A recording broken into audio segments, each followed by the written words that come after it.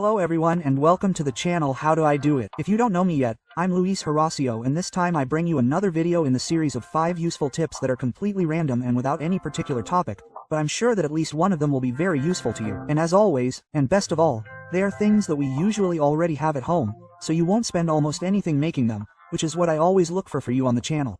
So without further ado, let's see what I bring you this time.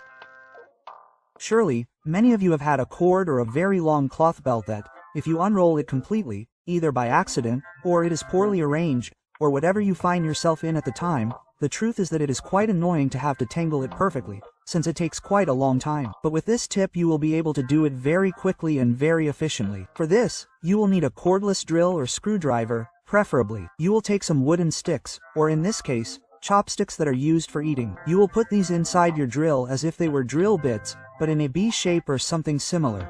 Once they are in place, you just tighten them with the head of the drill so that they are exactly as shown on the screen. Then, in my case, I am going to use this belt-type fabric that I have and I am going to put one end in the middle of the 2 sticks so that once you have them there, you turn them slowly and you will see how your fabric or cord rolls up easily and quickly. Now you just loosen the head of your drill and you can easily remove the fabric from the sticks. Here one broke, but that was because I tightened it too much. So we just put 2 more, and in the same way as with the tape or fabric, we put a cord in the middle of these sticks and start the drill. This one will get tangled just as quickly, maybe not as neatly, but it will depend on how you arrange it. And in the same way to get it out, just loosen the drill and remove the cord sticks, which as you can see, is a very easy way to tangle cords or very long cables, since these ones I put are very short, but it still works quite well.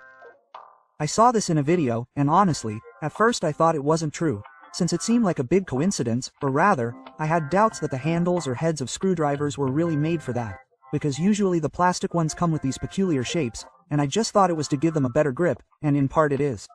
But there is also something else that can be done with them, or rather as an attachment for them, which are the sockets for the different sizes of screws.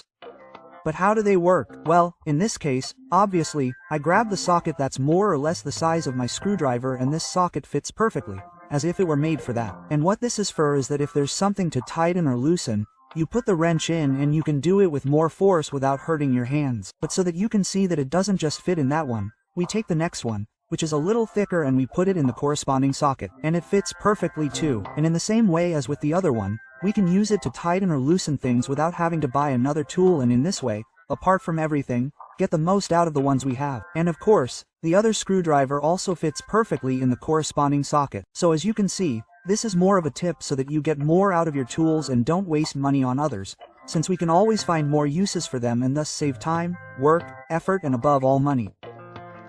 This is another one that I'm pretty sure we've already done in another video, but to use it for something else, so what better than to show it to you for yet another use. If you have one of these brushes for cleaning bathrooms, obviously previously washed or cleaned and preferably new, since they're not expensive at all, but what better than to give more use to one that's already a little worn out. And for that, we're just going to cut the handle in the part that comes as straight as possible, just like you see in the video, which will be more or less 10 centimeters long. Okay, so, now we're going to take our cordless drill, or the wired one if you want to clean with even more force, and we're going to put it on as if it were a drill bit, and it'll work more or less like this. As you can see, my table got a little wet, since I had just washed it. What we're going to use it for is to be able to clean the mats of our cars more thoroughly, since after a while a lot of dirt sticks to them and, even if we shake them, all the dust stays there. And, how it works is that you are going to place your mat preferably in a vertical or diagonal position, and you are going to go over it with the brush, but of course, with the force of the drill, which, as you can see, automatically changes color and removes all the dust that is already embedded in the fabric and that you can see falling to the floor, as you can see on the screen. Once you finish going over it, it will look something like this. It is not perfect, but it does look much better, and once inside the car it looks much cleaner. If you want to leave it practically as new, just make a mixture of water and soap and dip the brush in it and then go over the mat, which is what I did after this, and they look incredible. And what can we do with some wooden sticks and a few toothpicks? Well, believe me, they can get you out of a tight spot, especially when you're installing something and you end up realizing that you don't have any dowels to embed something in the wall, like in this case where we have the hole ready, but we don't have dowels. By the way, I almost always use these expansion dowels for any job, since they're going to stay there without coming out at all. But if we can't do this, which is just calculating the size we need from the dowel we have and cutting it to size, which I basically broke here, but then I fixed it exactly with scissors. But as you can see, This one keeps moving a lot and that way our screw won't be tight. But for that, we're just going to fill it with a few wooden sticks. Obviously, we'll put in as many as we need here. That is to say, there's no exact amount. And once they're in, we'll hit them a little with a hammer, as if we were putting in a normal dowel. And that way, apart from them going in more, they'll also break the excess. Here I filled it in a little more, but I'll leave that up to you. But now that we're at it, we can confidently put in our screw knowing that it will be tight and we'll save ourselves a trip to the hardware store, especially if it was just decorative shelves or something that wasn't too heavy. And when you want to take it out, and you can patch it perfectly. This applies to both wooden and plastic dowels.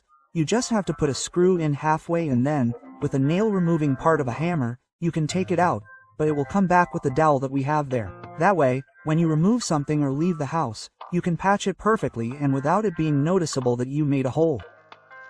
I really like this one, since it also makes use of what we have at home. In this case, some plastic cable ties, and to be able to easily fix a PVC pipe or gutter to wood or to the wall itself, which is all we're going to do, in this case, which I'll show you on wood, but, as I said, it can be on a normal wall where we're going to make a couple of holes, or as many as needed. And since my cable ties here are very small, I'm only going to drill very little. So I make the 2 holes I need and then I take my cable ties and fold them in half, just like I'm showing you here. Preferably always have longer cable ties, but in my case they were the ones I had. Now, we put them in the holes we just made as if they were a dowel and then secure them with a screw. Also not very long this time, as you can see on the screen that I already fixed. I realized that I made the hole a little deep, but remember that it's because my cable ties are very small. So I just drilled more holes and inserted them the same way. And of course, I used the same ones I had inserted before. Now we fix them again and then in this case we put our PVC pipe and now we can perfectly attach it to our wood or the wall where you need it and without spending on extra grips or if you don't have them on hand. But as you can see, it is perfectly fixed to it. As you can see, these were the 5 useful tips that I brought you this time, and although they are completely random, I am sure that at least one of them will be very useful to you. And the best of all, and as I mention in almost every video, is that we do it with things that we usually already have at home, so you will practically not spend anything, which is always the main objective of the channel. But of course, tell me in the comments which ones you like the most or which ones are most useful in your homes or those of your family or friends, since I would love to know. As you know, if you like this video, give it a thumbs up, subscribe, turn on the notification bell so you don't miss any of the videos, share it with your family, friends, and acquaintances. As always, I'll see you in the next videos. Thanks.